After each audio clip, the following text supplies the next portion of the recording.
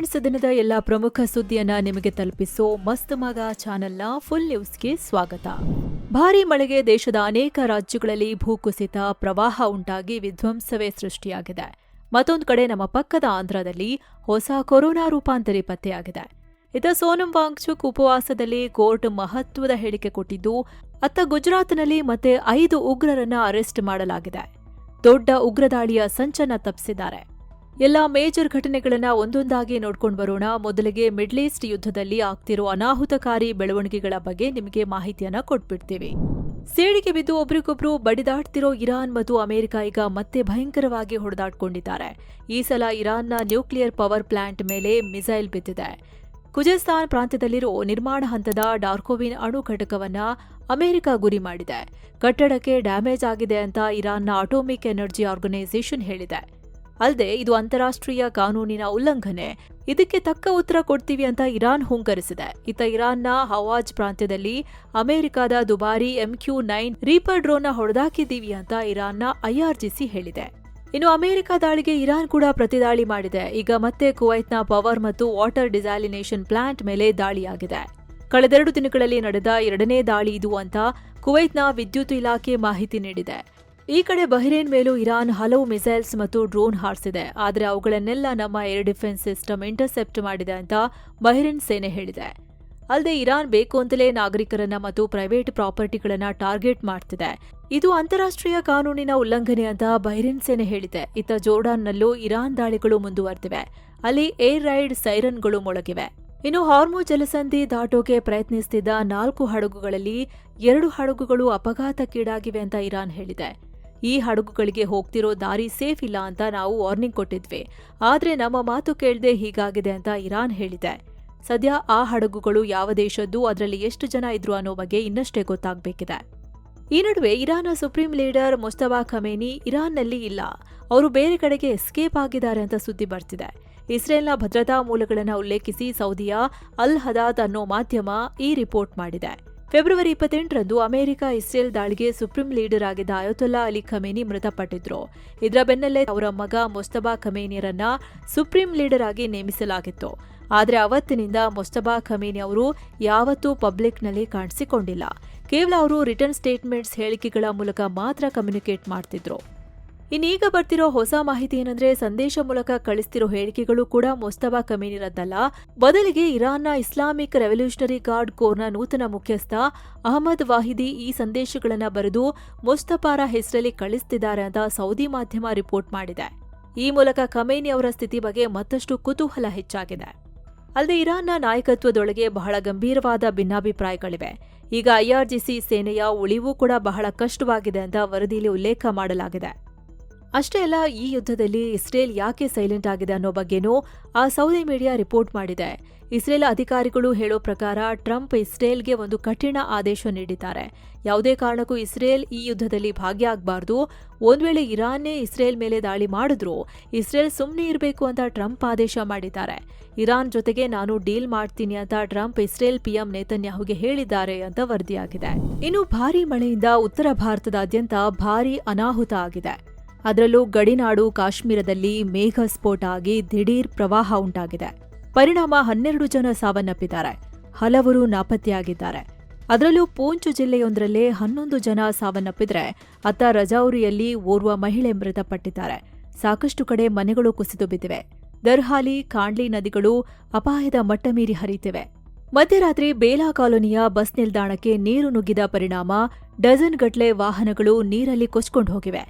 ಈ ದುರಂತದ ಬೆನ್ನಲ್ಲೇ ಜಮ್ಮು ಕಾಶ್ಮೀರ CM ಒಮರ್ ಅಬ್ದುಲ್ಲಾ ತಮ್ಮ ದಿಲ್ಲಿ ಪ್ರವಾಸವನ್ನ ಮೊಟಕುಗೊಳಿಸಿ ಜಮ್ಮುಗೆ ವಾಪಸ್ಸಾಗಿದ್ದಾರೆ. ಇನ್ನು ಮಳೆಯಿಂದಾಗಿ ಅಮರನಾಥ ಯಾತ್ರೆಯನ್ನ ತಾತ್ಕಾಲಿಕವಾಗಿ ಸ್ಥಗಿತಗೊಳಿಸಲಾಗಿದೆ. ಪಹಲ್ಗಾಮ್ ಮತ್ತು ಬಾಲ್ಟಾಲ್ ಮಾರ್ಗದ ಯಾತ್ರೆಯನ್ನ ನಿಲ್ಲಿಸಲಾಗಿದ್ದು, ಭಕ್ತರು ಬೇಸ್ ಕ್ಯಾಂಪ್ಗಳಲ್ಲಿ ಉಳ್ಕೊಳ್ಳಿ ಅಂತ ಸೂಚಿಸಲಾಗಿದೆ.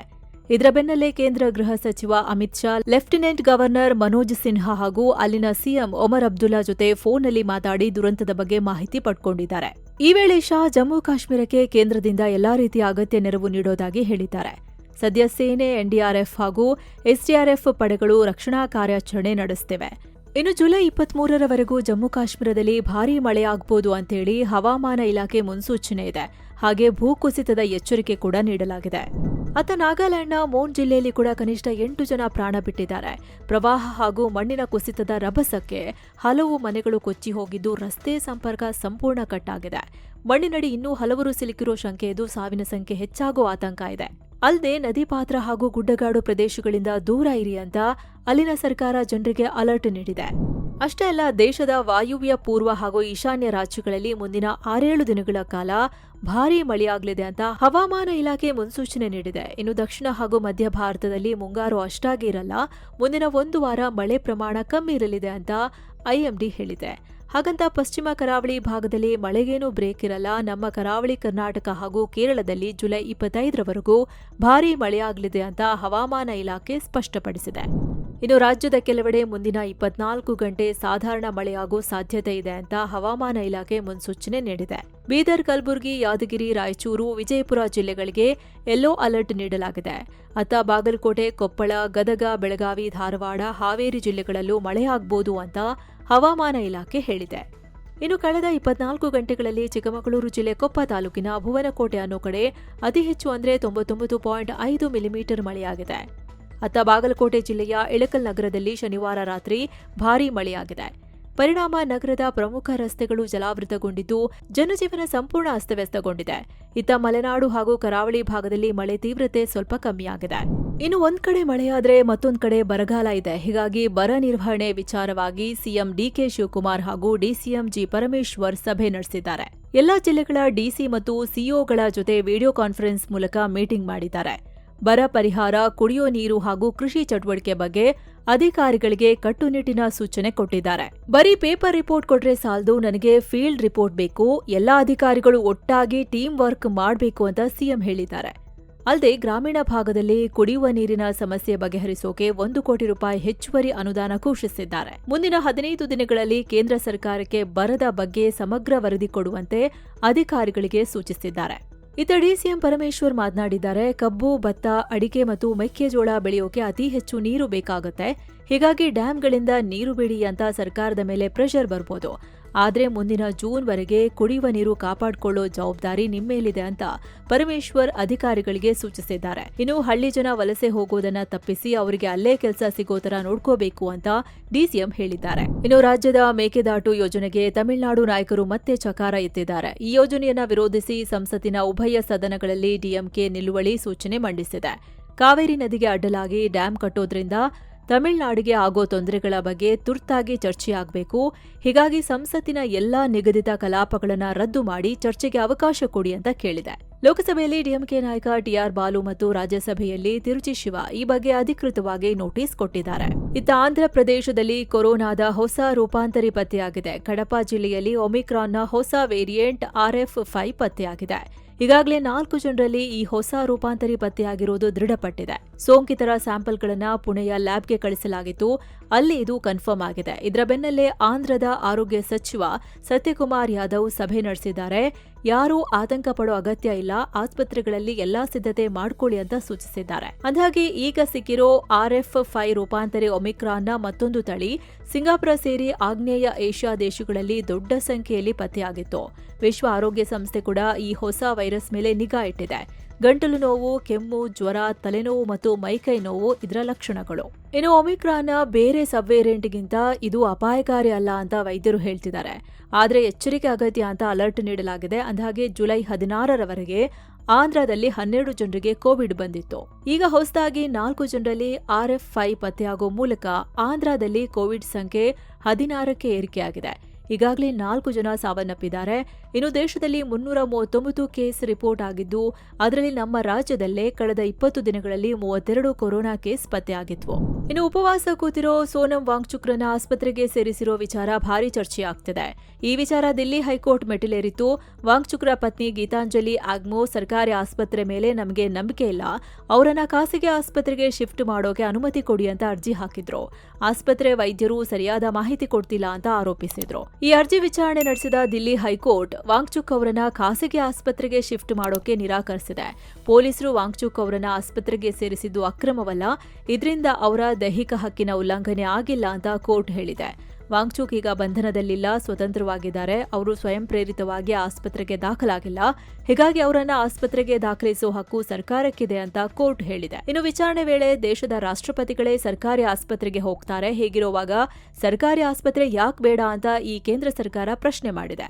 ಕೇಸ್ನ ಮುಂದಿನ ವಿಚಾರಣೆನ ಗುರುವಾರಕ್ಕೆ ನಿಗದಿಪಡಿಸಿದೆ. ಇನ್ನು ಸದ್ಯ ಆಸ್ಪತ್ರೆಯಲ್ಲಿರೋ ಸೋನಂ ವಾಂಗ್ಚುಕ್ ಜುಲೈ 20ರಂದು ಸಂಸತ್ ಭವನ ಚಲೋಗೆ ಕರೆ ಕೊಟ್ಟಿದ್ದಾರೆ. ಇದು ಭಾರತದ 2ನೇ ಸ್ವಾತಂತ್ರ್ಯ ಹೋರಾಟ ಅಂದಿದ್ದಾರೆ. ದಿಲ್ಲಿಯ ಸಫ್ದರ್ಜಂಗ್ ಆಸ್ಪತ್ರೆಯಿಂದಲೇ ತಮ್ಮ ಪತ್ನಿ ಮೂಲಕ ಈ ಬಗ್ಗೆ ಕೈಬರಹದ ಪತ್ರ ಬಿಡುಗಡೆ ಮಾಡಿದ್ದಾರೆ. ನೀಟ್ ಪ್ರಶ್ನೆ ಪತ್ರಿಕೆ ಸೋರಿಕೆ ವಿರುದ್ಧ ನಡೆದಿರೋ ಈ ಹೋರಾಟಕ್ಕೆ ಎಲ್ಲರೂ ಬೆಂಬಲ ಕೊಡಿ ಅಂತ ಕೇಳಿದ್ದಾರೆ. ಇನ್ನು ಜಂತರ್ ಮಂತರ್ನಲ್ಲಿ ಸಿಜೆಪಿ ಪ್ರತಿಭಟನೆ ನಡೆದಿದ್ದ ವೇಳೆ ಮಹಿಳೆಯೊಬ್ಬರು ಅಭಿಜಿತ್ ದಿಬ್ಕೆ ಮೇಲೆ ಮಸಿ ಎರಚಿದ್ರು. ಈಗ ಆ ಮಹಿಳೆಯನ್ನ ಬರ್ಕಾತ್ ರೆಹಾನ್ ಅಂತ ಗುರುತಿಸಲಾಗಿದೆ. ಇವರು ಪುರುಷರ ಆಯೋಗ ಅಂತ ಒಂದು ಸಂಘಟನೆ ರಚಿಸಿ ಅದರ ಅಧ್ಯಕ್ಷರಾಗಿದ್ದಾರೆ. ಇನ್ನು ದಿಬ್ಕೆ ಮೇಲೆ ಮಸಿ ಯಾಕೆ ಹಾಕ್ತೆ ಅಂತ ಆ ಮಹಿಳೆನೇ ಸ್ಪಷ್ಟನೆ ಕೊಟ್ಟಿದ್ದಾರೆ. ನಾನು ಕಟ್ಟಾ ಹಿಂದೂ, ವೇದಿಕೆ ಮೇಲೆ ಪ್ರಭು ಶ್ರೀರಾಮ ಮತ್ತು ಸೀತಾದೇವಿಯನ್ನ ಅವಮಾನಿಸಿದ್ದಕ್ಕೆ ನಾನು ಇಂಕ್ ಹಾಕ್ತೆ. ಈ ದೇವರುಗಳನ್ನ ನಿಂದಿಸೋದನ್ನ ನೋಡಿ ಅರ್ಬನ್ ನಕ್ಸಲ್ ಅಭಿಜಿತ್ ದೀಪ್ಗೆ ನಗ್ತಾ ಇದ್ದ. ಹೀಗಾಗಿ ಮಸಿ ಎರಚಿದೆ ಅಂತ ಆ ಮಹಿಳೆ ಹೇಳಿದ್ದಾರೆ. ಇನ್ನು ಈ ಪ್ರತಿಭಟನೆ ಕೂಡ ರಾಜಕೀಯ ಪ್ರೇರಿತ ಇದೆ. ಸಿಜೆಪಿ ಸೋನಂ ವಾಂಗ್ಚುಕ್ ಅವರನ್ನ ರಾಜಕೀಯ ಅಜೆಂಡಾಗೋಸ್ಕರ ಬಳಸಿಕೊಳ್ತಿದೆ ಅಂತ ಆ ಮಹಿಳೆ ಹೇಳಿದ್ದಾರೆ. ಅಂದಾಗೆ ಇವರು ಈ ಹಿಂದೆ ಉನ್ನಾವ್ ಅತ್ಯಾಚಾರ ಆರೋಪಿ ಕುಲ್ದೀಪ್ ಸಿಂಗ್ ಸೆಂಗಾರ್ ಪರ ಪ್ರತಿಭಟಿಸಿ ವಿವಾದಕ್ಕೀಡಾಗಿದ್ರು. ಇನ್ನು ಸ್ನೇಹಿತರೆ, 7 ಸ್ಯಾಂಡ್ಸ್ ಟೂರಿಸಂನವರು ಕಾಶಿ, ಅಯೋಧ್ಯೆ, ತ್ರಿವೇಣಿ ಸಂಗಮಕ್ಕೆ ಒಂದು ಸ್ಪೆಷಲ್ ಟೂರ್ ಆಯೋಜಿಸಿದ್ದಾರೆ. All inclusive package. ಆಸಕ್ತರು ಕೆಳಗಡೆ ಇರೋ ನಂಬರ್ಗೆ ಕಾಲ್ ಮಾಡಿ ಈಗಲೇ ನಿಮ್ಮ ಸೀಟ್ ಬುಕ್ ಮಾಡ್ಕೊಳ್ಳಿ. ಇನ್ನು ಗುಜರಾತ್ ಎಟಿಎಸ್ ಮತ್ತೆ 5 ಉಗ್ರರನ್ನ ಬಂಧಿಸಿದೆ. ಜೈಷ್ಗೆ ಸಂಬಂಧವಿರೋ ಉಗ್ರರ ಮಾಡ್ಯೂಲ್ ವಿರುದ್ಧ ಎಟಿಎಸ್ ಅಧಿಕಾರಿಗಳು ತನಿಖೆ ನಡೆಸುವಾಗ ಈ ಅರೆಸ್ಟ್ ಆಗಿದೆ. ಇವರೆಲ್ಲ ಭಾರತ ವಿರೋಧಿ ಸಂಚಿನಲ್ಲಿ ಭಾಗಿಯಾಗಿದ್ದಾರೆ ಅಂತ ಪೊಲೀಸರು ಹೇಳಿದ್ದಾರೆ. ಇದರಲ್ಲಿ ಬಂಧಿತರ ಪೈಕಿ ಇಬ್ಬರು ಜಸ್ಟ್ 20 ವರ್ಷದವರು. ಒಬ್ಬ ಮೊಹಮ್ಮದ್ ಆಯುಭಾಯಿ ಸುನ್ಸಾರ, ಮತ್ತೊಬ್ಬ ಮೊಹಮ್ಮದ್ ಹಸನ್ ಹನೀಫ್ ಬಾಯಿ ಅಂತ. ಇವರಿಬ್ರು ಗುಜರಾತ್ನ ಭರೂಚ್ ಜಿಲ್ಲೆಯಲ್ಲಿರೋ ದಾರುಲ್ ಉಲೂಮ್ ಮತಲಿವಾಲಾ ಮದ್ರಸಾದಲ್ಲಿ ಕಲಿತಿರೋ ವಿದ್ಯಾರ್ಥಿಗಳು ಅಂತ ಗೊತ್ತಾಗಿದೆ. ಇವರತ್ರ ಜೈಷ್ ಉಗ್ರ ಸಂಘಟನೆಯ ಧ್ವಜಗಳು, ಉಗ್ರ ಮಸೂದ್ ಅಜರ್ಗೆ ಸಂಬಂಧಿಸಿದ ಸಾಹಿತ್ಯ, ಪ್ರತ್ಯೇಕತಾವಾದಿ ಸಿದ್ಧಾಂತಗಳನ್ನು ಪ್ರೇರೇಪಿಸೋ ಪುಸ್ತಕಗಳನ್ನು ವಶಕ್ಕೆ ಪಡೆಯಲಾಗಿದೆ. ಹಾಗೆ ಕೈಯಿಂದ ಎಸೆಯೋ ಸ್ಫೋಟಕಗಳ ತಯಾರಿಕೆಗೆ ಬೇಕಾಗಿದ್ದ ಮೆಟೀರಿಯಲ್ಗಳನ್ನು ಸೀಸ್ ಮಾಡಲಾಗಿದೆ. ಅಲ್ಲದೆ ಬಂಧಿತರು ಸ್ಫೋಟಕಗಳನ್ನು ತಯಾರಿಸೋದು ಹೇಗೆ ಅಂತಲೂ ಸ್ಟಡಿ ಮಾಡ್ತಿದ್ರು. ಪ್ರತ್ಯೇಕತಾವಾದಿ ಸಿದ್ಧಾಂತಗಳನ್ನು ಉತ್ತೇಜಿಸಿ ಬೇರೆಯವರ ಮೇಲೆ ಪ್ರಭಾವ ಬೀರೋಕೂ ಪ್ರಯತ್ನ ಪಟ್ಟಿದ್ರು ಅಂತ ತನಿಖಾಧಿಕಾರಿಗಳು ಹೇಳಿದ್ದಾರೆ. ಸದ್ಯ ಎಲ್ಲಾ ಆಯಾಮದಲ್ಲೂ ತನಿಖೆ ಜೋರಾಗಿ ನಡೆಯುತ್ತಿದೆ. ಇನ್ನು ಮುಂಗಾರು ಅಧಿವೇಶನಕ್ಕೂ ಮುನ್ನ ದಿಲ್ಲಿಯಲ್ಲಿ ದೊಡ್ಡ ನಾಟಕ ಆಗಿದೆ. ಕೇಂದ್ರ ಸರ್ಕಾರ ಕರೆದಿದ್ದ ಸರ್ವಪಕ್ಷ ಸಭೆಯಿಂದ ವಿಪಕ್ಷಗಳು ದಿಢೀರ್ ವಾಕೌಟ್ ಮಾಡಿವೆ. ಟಿಎಂಸಿ ಬಂಡಾಯ ಸಂಸದರಿಗೆ ಸಭೆಗೆ ಆಹ್ವಾನ ಕೊಟ್ಟಿದ್ದಕ್ಕೆ ಈ ಥರ ಮಾಡಿದ್ದಾರೆ. ಸಾಂಕೇತಿಕವಾಗಿ ಸ್ವಲ್ಪ ಹೊತ್ತು ಹೋಗಿ ಆಮೇಲೆ ವಾಪಸ್ ಬಂದಿದ್ದಾರೆ. ಅಂದಾಗೆ ಇತ್ತೀಚೆಗಷ್ಟೇ ಟಿಎಂಸಿಯ 20 ಬಂಡಾಯ ಸಂಸದರು ಎನ್ಸಿಪಿಐ ಅನ್ನೋ ಪಕ್ಷ ಸೇರಿದ್ರು. ಆದರೆ ಇವರ ಹೊಸ ಪಕ್ಷದ ವಿಲೀನಕ್ಕೆ ಸ್ಪೀಕರ್ ಇನ್ನೂ ಅನುಮತಿ ಕೊಟ್ಟಿಲ್ಲ. ಸಂಸತ್ತಿನ ವೆಬ್ಸೈಟ್ನಲ್ಲೂ ಈ 20 ಜನ ಇನ್ನೂ ಟಿಎಂಸಿ ಸಂಸದರು ಅಂತಾನೇ ಇದೆ. ಹೀಗಿರುವಾಗ ಅಧಿಕೃತ ಮಾನ್ಯತೆಯೇ ಇಲ್ಲದ ಪಕ್ಷವನ್ನ ಸಭೆಗೆ ಹೇಗೆ ಕರೆದ್ರಿ ಅಂತ ವಿಪಕ್ಷಗಳು ಈ ಥರ ಮಾಡಿವೆ. ಇತ್ತ ಸರ್ಕಾರ ಟಿಎಂಸಿ ಬಂಡಾಯ ಸಂಸದರನ್ನ ಸಭೆಗೆ ಕರೆದಿರೋ ನಿರ್ಧಾರವನ್ನ ಸಮರ್ಥಿಸಿಕೊಂಡಿದೆ. ಆ ಸಂಸದರು ಈಗಾಗಲೇ ಮಾನ್ಯತೆಗಾಗಿ ಸ್ಪೀಕರ್ ಬಳಿ ಮನವಿ ಸಲ್ಲಿಸಿದ್ದಾರೆ. ಸೊ ಅವರನ್ನ ಕಡೆಗಣಿಸೋ ಹಾಗಿಲ್ಲ ಅಂತ ಸಚಿವ ಕಿರಣ್ ರಿಜಿಜು ಹೇಳಿದ್ದಾರೆ. ಅಲ್ಲದೆ ಅಧಿವೇಶನ ಯಾವುದೇ ಗದ್ದಲವಿಲ್ಲದೆ ಸುಗಮವಾಗಿ ನಡೆಯೋಕೆ ಎಲ್ಲಾ ಪಕ್ಷಗಳು ಸಹಕರಿಸಬೇಕು ಅಂತ ರಿಜಿಜು ಮನವಿ ಮಾಡಿದ್ದಾರೆ. ಇನ್ನು ಮಾಜಿ ಪ್ರಧಾನಿ ಎಚ್.ಡಿ. ದೇವೇಗೌಡರ ಪತ್ನಿ ಚೆನ್ನಮ್ಮ ನಿಧನರಾಗಿದ್ದು, ಸಿಎಂ ಡಿಕೆ ಶಿವಕುಮಾರ್, ಮಾಜಿ ಸಿಎಂಗಳಾದ ಬಿಎಸ್ ಯಡಿಯೂರಪ್ಪ, ಸಿದ್ದರಾಮಯ್ಯ ಸೇರಿ ಹಲವು ಗಣ್ಯರು ಚೆನ್ನಮ್ಮ ಅವರ ಅಂತಿಮ ದರ್ಶನ ಪಡೆದಿದ್ದಾರೆ. ಕೇಂದ್ರ ಸರ್ಕಾರದ ಪರವಾಗಿ ಪ್ರಹ್ಲಾದ್ ಜೋಶಿ ಚೆನ್ನಮ್ಮ ಅವರಿಗೆ ಅಂತಿಮ ನಮನ ಸಲ್ಲಿಸಿದ್ದಾರೆ. ಅತ್ತ ಪಿಎಂ ಮೋದಿ ಕೂಡ ಸಂತಾಪ ಸೂಚಿಸಿದ್ದಾರೆ. ಅವರ ಸಮಾಜ ಸೇವೆ ಎಲ್ಲರ ಗೌರವಕ್ಕೆ ಪಾತ್ರವಾಗಿತ್ತು ಅಂತ ಹೇಳಿ ಮೋದಿ ಹೇಳಿದ್ದಾರೆ. ಇನ್ನು ಜುಲೈ 20ರಂದು ಹಾಸನ ಜಿಲ್ಲೆ ಕ್ಯಾತನಹಳ್ಳಿಯಲ್ಲಿ ಚೆನ್ನಮ್ಮ ಅವರ ಅಂತ್ಯಕ್ರಿಯೆ ನಡೆಯಲಿದೆ. ಈ ಹಿನ್ನೆಲೆ ಭಾನುವಾರ ಹಾಗೂ ಸೋಮವಾರ ಹಾಸನ ಜಿಲ್ಲೆಯಲ್ಲಿ ಮದ್ಯ ಮಾರಾಟ ನಿಷೇಧಿಸಲಾಗಿದೆ.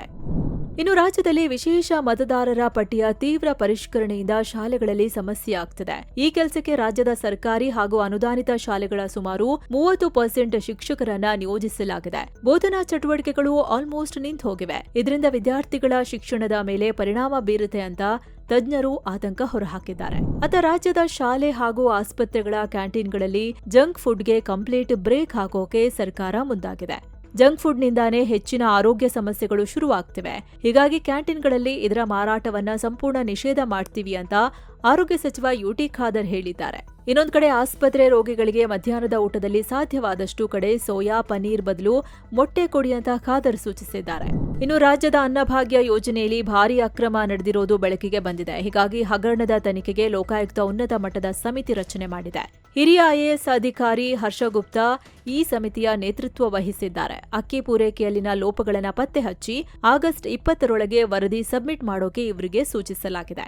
ಬಡವರಿಗೆ ಸಿಗಬೇಕಾದ ಅಕ್ಕಿ ಮಹಾರಾಷ್ಟ್ರದ ಮಾರ್ಗವಾಗಿ ದುಬೈ ಹಾಗೂ ಸಿಂಗಾಪುರಕ್ಕೆ ಕಳ್ಳಸಾಗಣೆಯಾಗ್ತಿದೆ ಅಂತ ಪ್ರಾಥಮಿಕ ತನಿಖೆ ವೇಳೆ ಗೊತ್ತಾಗಿತ್ತು.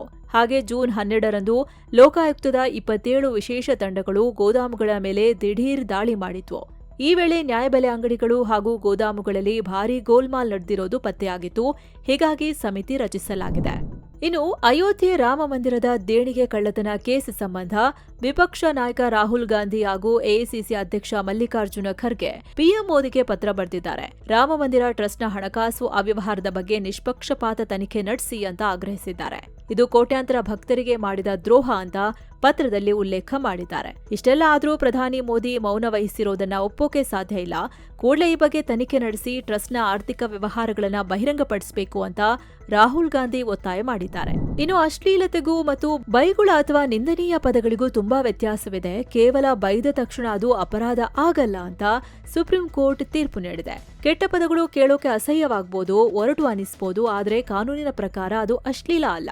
ಕಾಮ ಪ್ರಚೋದಿಸುವಂತಿದ್ರೆ, ಲೈಂಗಿಕ ದುರ್ವರ್ತನೆಗಳಿಗೆ ಪ್ರೋತ್ಸಾಹ ನೀಡುವಂತೆ ಇದ್ರೆ ಮಾತ್ರ ಅದು ಅಶ್ಲೀಲ ಅಂತ ಸುಪ್ರೀಂ ಕೋರ್ಟ್ ಹೇಳಿದೆ.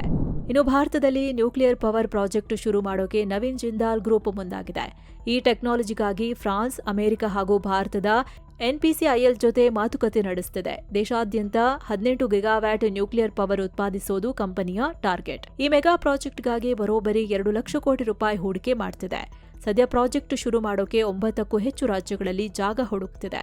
ಇತ್ತೀಚೆಗಷ್ಟೇ ಈ ಸೆಕ್ಟರ್ನಲ್ಲಿ ಖಾಸಗಿ ಹೂಡಿಕೆಗೆ ಸರ್ಕಾರ ಅವಕಾಶ ಕೊಟ್ಟಿತ್ತು. ಇದಾದ ಬಳಿಕ ಈ ವಲಯಕ್ಕೆ ಜಿಂದಾಲ್ ಗ್ರೂಪ್ ಕೂಡ ಎಂಟ್ರಿ ಆಗ್ತಿದೆ. ಇನ್ನು ಟಿಎಂಸಿ ಸಂಸದ ಅಭಿಷೇಕ್ ಬ್ಯಾನರ್ಜಿಗೆ ಕೋಲ್ಕತಾ ಹೈಕೋರ್ಟ್ ರಿಲೀಫ್ ಕೊಟ್ಟಿದೆ. ಪಶ್ಚಿಮ ಬಂಗಾಳದ ದಕ್ಷಿಣ 24 ಪರಗಣ ಜಿಲ್ಲೆಯಲ್ಲಿರೋ ಅವರ ಆಫೀಸ್ ಬಿಲ್ಡಿಂಗ್ ಅನ್ನ ಕೆಡವೋ ಕಾರ್ಯವನ್ನ ನಿಲ್ಲಿಸಿ ಅಂತ ಅಧಿಕಾರಿಗಳಿಗೆ ನಿರ್ದೇಶಿಸಿದೆ. ಯಾವುದೇ ಅನುಮತಿ ಪಡೆಯದೆ, ಬಿಲ್ಡಿಂಗ್ ಪ್ಲಾನ್ ಇಲ್ಲದೆ ಈ ಕಚೇರಿಯನ್ನ ಅಕ್ರಮವಾಗಿ ನಿರ್ಮಿಸಲಾಗಿದೆ ಅಂತ ಇದನ್ನ ಕೆಡವೋಕೆ ಶುರು ಮಾಡಲಾಗಿತ್ತು. ಇನ್ನೊಂದು ಕಡೆ ಅಭಿಷೇಕ್ ಬ್ಯಾನರ್ಜಿ ಟಿಎಂಸಿಯ ರೆಬೆಲ್ ಸಂಸದರು ಮತ್ತು ಶಾಸಕರಿಗೆ ಚಾಲೆಂಜ್ ಹಾಕಿದ್ದಾರೆ. ನೀವು ಬಂಡಾಯ ಹೇಳೋಕೆ ನಾನೇ ಕಾರಣ ಆದ್ರೆ ಒಂದು ಕೆಲಸ ಮಾಡೋಣ, ನೀವೆಲ್ಲ ವಾಪಸ್ ಬಂದು ಟಿಎಂಸಿ ಮುಖ್ಯಸ್ಥೆ ಮಮತಾ ಬ್ಯಾನರ್ಜಿಯವರ ಜೊತೆ ಸೇರ್ಕೊಳ್ಳಿ. ಹೀಗೆ ಮಾಡಿದ 1 ಗಂಟೆಯೊಳಗೆ ನಾನು ರಿಸೈನ್ ಮಾಡ್ತೀನಿ ಅಂತ ಅಭಿಷೇಕ್ ಬ್ಯಾನರ್ಜಿ ಸವಾಲು ಹಾಕಿದ್ದಾರೆ. ಇನ್ನು ಭಾರತ ಮತ್ತು ಇಂಗ್ಲೆಂಡ್ ಮಧ್ಯೆ ಲಾರ್ಡ್ಸ್ನಲ್ಲಿ 3ನೇ ಹಾಗೂ ಅಂತಿಮ ಏಕದಿನ ಪಂದ್ಯ ನಡೆಯುತ್ತಿದೆ. ಟಾಸ್ ಗೆದ್ದ ಇಂಗ್ಲೆಂಡ್ ಮೊದಲು ಬ್ಯಾಟಿಂಗ್ ಆಯ್ದುಕೊಂಡಿದೆ. ಈ ಪಂದ್ಯದಲ್ಲಿ ಭಾರತೀಯ ಆಟಗಾರರು ಕಪ್ಪು ಪಟ್ಟಿ ಧರಿಸಿ ಮೈದಾನಕ್ಕಿಳಿದಿದ್ದಾರೆ. ವೆಸ್ಟ್ ಇಂಡೀಸ್ನ ಕ್ರಿಕೆಟ್ ದಂತಕಥೆ ಸರ್ ಗಾರ್ಫೀಲ್ಡ್ ಸೋಬರ್ಸ್ ಅವರ ನಿಧನಕ್ಕೆ ಸಂತಾಪ ಸೂಚಿಸಿ ಟೀಂ ಇಂಡಿಯಾ ಈ ಗೌರವ ಸಲ್ಲಿಸಿದೆ. ಇನ್ನು ಫುಲ್ ನ್ಯೂಸ್ ರೆಕಾರ್ಡ್ ಮಾಡೋ ವೇಳೆ ಪಂದ್ಯದ ಸ್ಥಿತಿಗತಿ ಈ ತರ ಇತ್ತು. ಇನ್ನು ಫಿಫಾ ವಿಶ್ವಕಪ್ ಹಿನ್ನೆಲೆ ಕೇರಳದ ಎಲ್ಲಾ ಶಾಲೆಗಳಿಗೆ ಅಲ್ಲಿನ ಸರ್ಕಾರ ಸೋಮವಾರ ರಜೆ ಘೋಷಣೆ ಮಾಡಿದೆ. ಭಾನುವಾರ ತಡರಾತ್ರಿ ನಡೆಯಲಿರೋ ಫೈನಲ್ ಪಂದ್ಯ ನೋಡೋಕೆ ಅನುಕೂಲವಾಗಲಿ ಅಂತ ಹೇಳಿ ಈ ಕ್ರಮ ತಗೊಳ್ಳಲಾಗಿದೆ.